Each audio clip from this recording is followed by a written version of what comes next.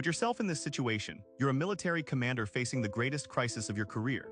Your enemy has retreated to an impregnable fortress on a hilltop. They outnumber you. Their position is so strong that any direct assault would be suicide. Your supply lines stretch hundreds of miles through hostile territory, and intelligence reports suggest that a massive relief army is marching toward you right now. Any sane commander would retreat. Any conventional military doctrine would tell you to cut your losses and live to fight another day. This was Julius Caesar's situation in the summer of 52 BCE. His opponent was Vercingetorix, the charismatic young leader of a united Gallic rebellion. The location was Alesia, a fortified town in central Gaul. This is the story of how Caesar transformed an impossible situation into one of the most brilliant military victories in human history. But before we get to the siege itself, we need to understand how these two men ended up facing each other in this particular place at this particular time. Because the siege of Alesia wasn't just a random battle. It was the culmination of 7 years of Roman expansion, Gallic resistance, political maneuvering, and personal ambition. The stage had been set long before either army arrived at that hilltop fortress. Let's go back to 58 BCE. Julius Caesar had just been appointed governor of several Roman provinces, including Cisalpine Gaul and Transalpine Gaul. Now, Caesar was already a prominent Roman politician, but he wasn't yet the Caesar of legend. He was deeply in debt from his political campaigns. He had powerful enemies in the Roman Senate, and he needed military glory to secure his political future. Gaul was his opportunity. At this time, Gaul was not a unified nation. It was a patchwork of tribes, each with their own territory, their own leaders, their own alliances and rivalries. Some tribes were friendly with Rome, others were hostile. Most were somewhere in between, playing both sides depending on what served their interests at any given moment. This fragmentation was exactly what Rome had always exploited in its conquests. Divide and conquer wasn't just a strategy, it was the strategy. Caesar spent his first several years in Gaul doing exactly this. He would intervene in tribal disputes, always positioning himself as a protector or mediator. He would defeat one tribe militarily, then incorporate their warriors into his own armies. He would demand tribute from defeated peoples, but frame it as a reasonable price for Roman protection. Slowly, methodically, he tightened his grip on the region. By 53 BCE, most of Gaul was effectively under Roman control, even if it wasn't officially Roman territory. But there was a problem with this approach. As Caesar's influence grew, the Gallic tribes began to realize what was happening. They were losing their independence piece by piece. Their young men were being conscripted into Caesar's legions. Their grain was feeding Roman soldiers. Their gold was flowing to Rome. And there was nothing any single tribe could do about it because they were isolated and weak. This is where Vercingetorix enters the story. He was a young nobleman from the Arverni tribe, one of the most powerful tribes in central Gaul. His father had been a prominent leader who had tried to make himself king of all Gaul and had been executed by his own people for his ambition. Vercingetorix grew up in the shadow of this legacy. He understood power, he understood politics, and most importantly, he understood that the only way to resist Rome was through unity. In the winter of 53-52 BCE, Vercingetorix began organizing a conspiracy. He traveled secretly between the Gallic tribes, meeting with their leaders, building alliances, and planning a coordinated uprising. This was unprecedented. The Gallic tribes had fought each other for generations. Getting them to cooperate was like herding cats. But Vercingetorix was charismatic, persuasive, and he had a compelling message: unite or be enslaved. The uprising began in early 52 BCE. It started with the massacre of Roman traders in the town of Cenabum. This was the signal. All across Gaul, tribes rose up simultaneously, attacking Roman positions, cutting supply lines, and driving out Roman administrators. The conspiracy had worked. Vercingetorix was elected as the supreme commander of the united Gallic forces. For the first time in living memory, Gaul was acting as one. Caesar was caught completely off guard. He was in northern Italy when the news reached him. His legions were scattered across Gaul in winter quarters. The passes through the mountains were still blocked by snow. By all conventional wisdom, he should have waited until spring to respond. But Caesar didn't think conventionally. He gathered what forces he could, marched through supposedly impassable mountain passes, and appeared in Gaul weeks before anyone expected him. This was vintage Caesar. Speed, audacity, and the element of surprise. The campaign that followed was brutal. Vercingetorix adopted a scorched earth strategy. He ordered his own people to burn their towns and crops, denying Caesar's army any supplies or shelter. It was a devastating tactic, both militarily and psychologically. Gallic warriors watched their own homes burn, but Vercingetorix understood that this was the only way to fight Rome's superior logistics. If Caesar couldn't feed his army, he would have to retreat. Caesar responded by attacking Gallic towns before they could be burned. At Avaricum, he besieged and captured the town, massacring nearly the entire population of 40,000 people. It was a brutal reminder of what Roman vengeance looked like, but it also gave Caesar's army the supplies they desperately needed. Vercingetorix had lost a major town, but his overall strategy remained sound. Make Caesar chase him, stretch his supply lines, wear him down. The two armies maneuvered across Gaul throughout the spring. There were skirmishes, raids, and one major engagement at Gergovia where Vercingetorix actually defeated Caesar, killing nearly 700 Roman soldiers including 46 centurions. This was significant. Caesar rarely lost battles. The victory energized the Gallic resistance and brought more tribes into the rebellion. Momentum was shifting in Vercingetorix's favor. But then Vercingetorix made a critical error. Emboldened by his success, he decided to attack Caesar's army with his cavalry while the Romans were on the march. It should have worked. The Gauls had superior cavalry. They caught the Romans in the open. But Caesar had recently acquired Germanic cavalry auxiliaries, and these warriors were even better than the Gallic horsemen. The battle turned into a rout. Vercingetorix's cavalry was shattered, and he was forced to retreat with his infantry intact but his confidence shaken. This brings us to the decision that would determine the fate of Gaul. Vercingetorix needed to regroup and consolidate his forces. He needed a defensible position where he could wait for reinforcements from tribes that hadn't yet committed to the rebellion. He chose Alesia. Alesia was perfect for defense. The town sat on top of a steep hill surrounded by valleys on two sides and rivers at the base. The approaches were difficult. The fortifications were strong. Vercingetorix had about 80,000 warriors with him, plus the civilian population of the town. He sent messengers to every tribe in Gaul, calling for a relief army to march to his aid. His plan was simple: make Caesar choose between attacking uphill against superior numbers or waiting to be caught between two armies. Either way, Caesar would lose. Caesar arrived at Alesia and immediately recognized the problem. He couldn't assault the town. He would lose thousands of men trying to fight uphill against a fortified position, but he also couldn't just wait. The Gallic relief army was coming, and when it arrived, he would be hopelessly outnumbered. The logical choice was to retreat, march back toward Roman territory, and regroup. His officers probably advised exactly this. Instead, Caesar decided to do something that had never been attempted at this scale in military history.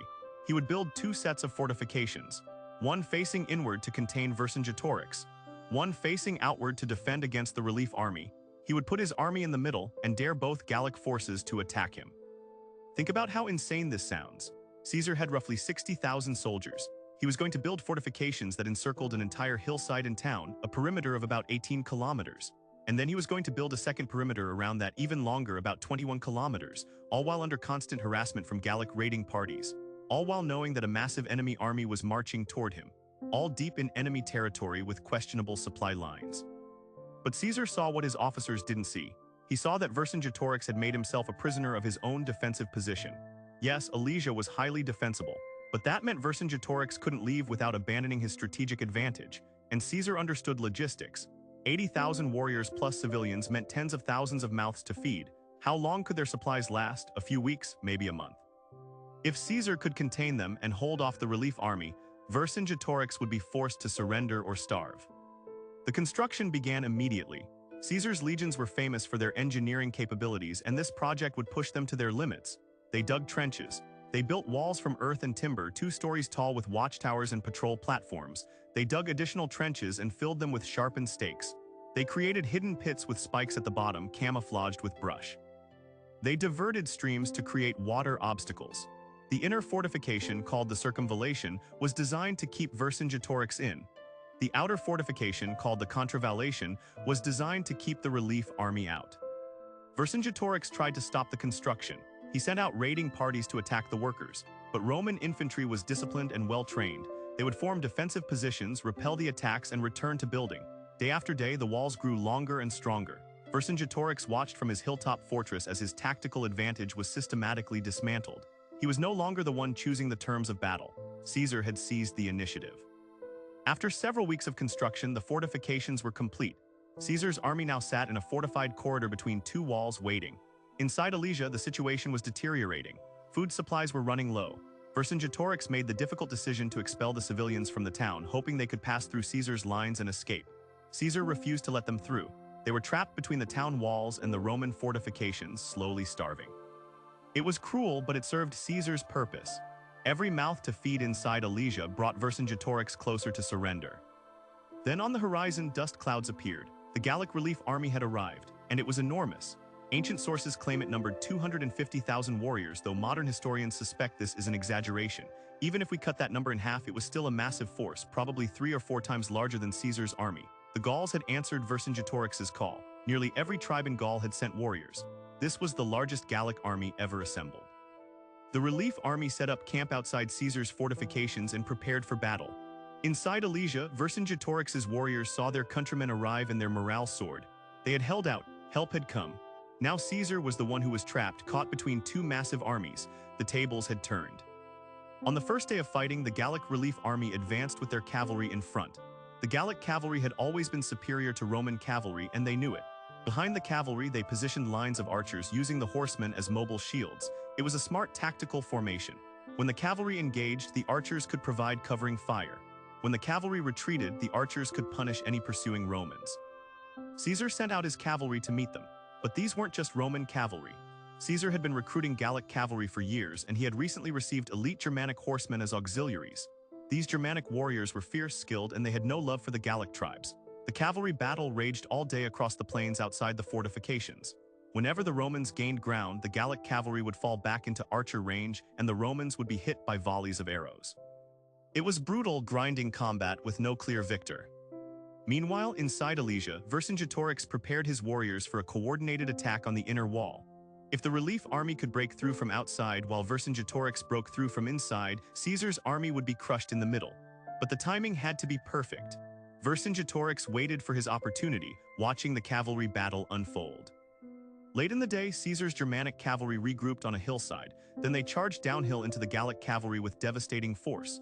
The Gauls broke. They retreated in disorder, exposing the archers who had been protected behind them.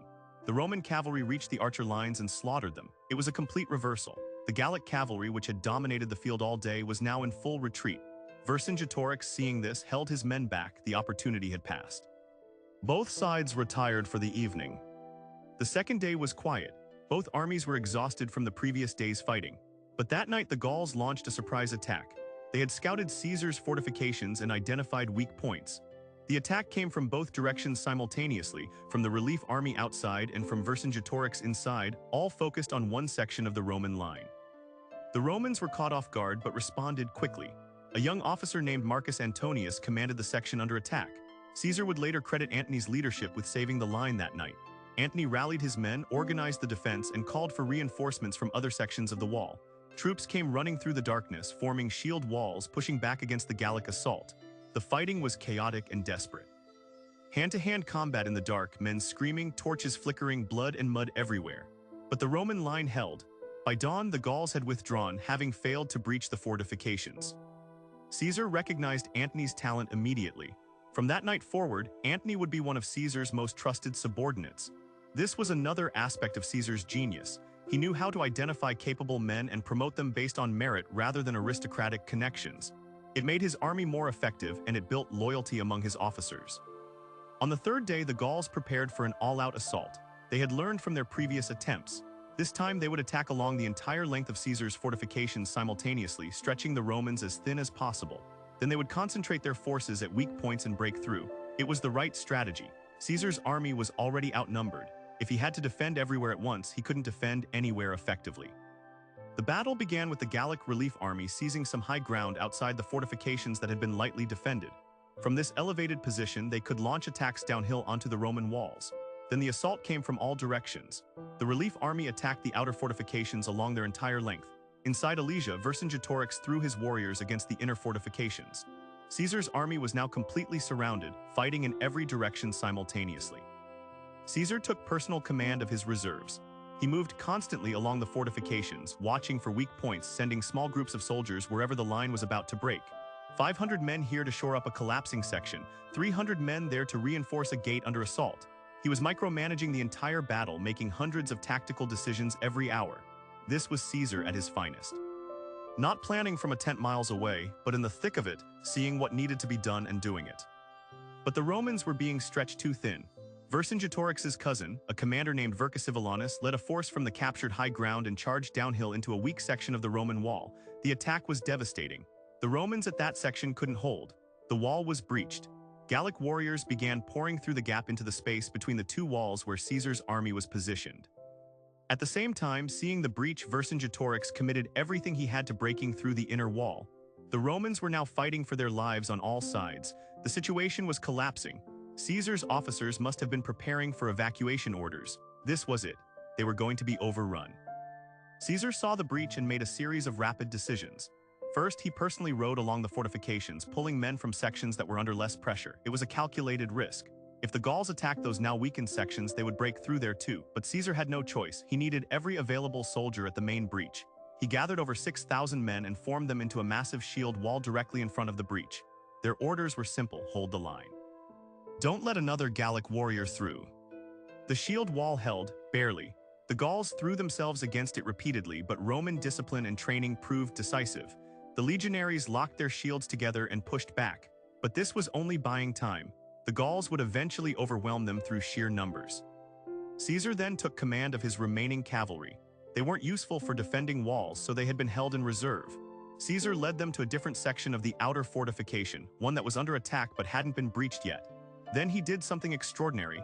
He ordered his cavalry to punch through his own fortifications, breaking out into the open ground beyond. The Roman cavalry charged through the gap and wheeled around behind the Gallic forces that had breached the wall. They attacked from the rear, catching the Gauls completely by surprise. The Gauls had been focused entirely on pushing forward through the breach. They never expected an attack from behind. Panic spread through their ranks. The Gauls at the breach suddenly found themselves surrounded. Roman infantry in front, Roman cavalry behind. They tried to retreat, but it was too late. The Roman cavalry encircled them, cutting off any escape. The slaughter was immense. Thousands of Gallic warriors were killed or captured in minutes. The rest of the relief army, seeing this disaster unfold, lost their nerve. They had been fighting all day. They had finally breached the Roman fortifications. Victory had been within their grasp, and then in an instant it was snatched away.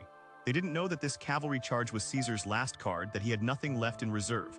All they saw was another Roman victory, and they broke. The relief army retreated from the field in disorder. Inside Alesia, Vercingetorix watched the relief army flee. His last hope was gone. He was trapped inside a town with no food, surrounded by fortifications he couldn't breach, with an army that had just won an impossible victory. He knew it was over. The next day, Vercingetorix surrendered. He rode out of Alesia alone, dressed in his finest armor, and presented himself to Caesar. Ancient sources say he rode in circles around Caesar before dismounting and laying down his weapons. It was a theatrical gesture, a final act of defiance and dignity before accepting defeat. Caesar had him arrested and sent to Rome in chains. The siege of Alesia was over. The Gallic rebellion was crushed. Vercingetorix would spend 6 years in a Roman prison before being paraded through the streets of Rome in Caesar's triumph, then ritually strangled. The Gallic tribes submitted to Roman authority. Within a generation, Gaul would be fully integrated into the Roman Empire, its people speaking Latin, building Roman-style cities, and adopting Roman customs.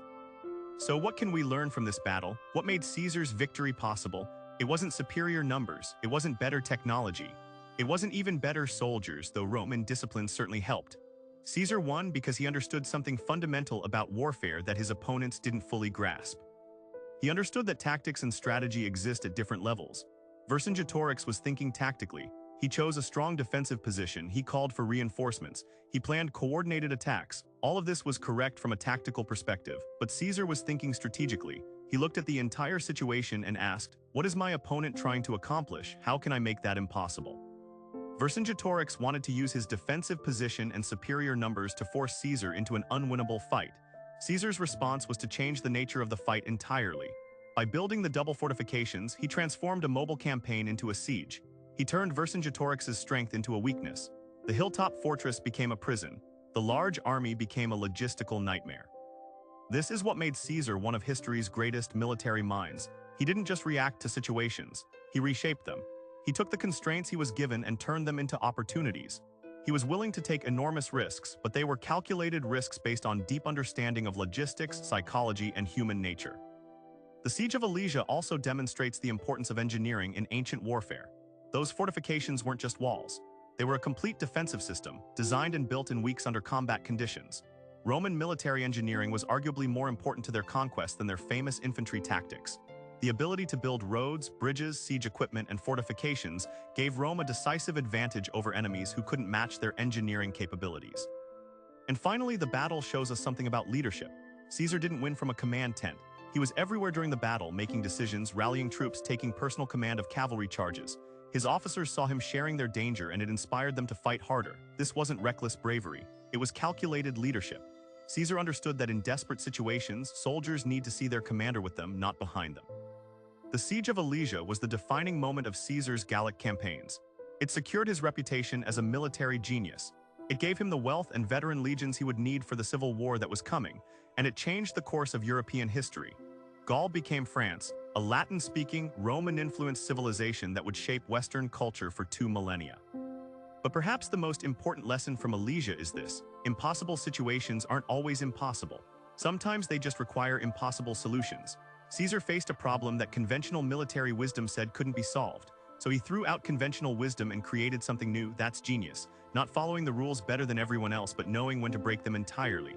Like and subscribe for more. Thanks for watching.